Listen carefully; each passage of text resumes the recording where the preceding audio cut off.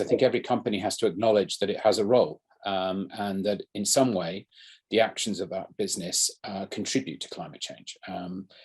There is no one that isn't contributing to climate change, both at an individual level, at a company level, or at a country level. I would add to that, it's not just about climate change. I think sometimes we focus a lot on carbon and things like carbon mitigation, but we've also got to take into account biodiversity loss, which is another huge issue, what we call nature-based solutions, as well as climate change action. My sense is that companies are making commitments, as I intimated earlier, about net zero and how we're going to make progress.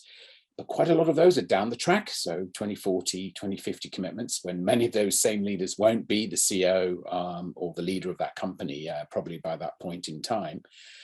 So it's not just change, but in some cases, radical change that's required. And so that's going to take a lot of bravery. It's going to take a lot of strategic sense of direction, being clear about where we're headed. It's going to take a lot of innovation, and it's going to take a mindset shift, a kind of cultural shift in most companies.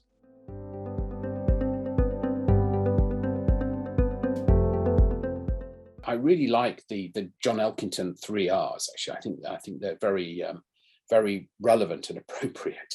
He speaks to these 3 Rs of companies having to be more resilient and figuring out ways to build resiliency right across their footprint of their organizations as you deal with all these shocks. The second thing is that he says is companies have to be more responsible.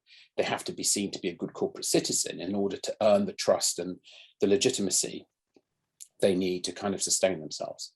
And the third is that he speaks to companies having to learn to have to become regenerative. And for me, that's all about recognizing that the impact they have has to not just be about reducing impacts on something like less of this or less of that, but actually thinking in terms of net positive. So how do you not deforest but reforest is going to become the part of the conversation.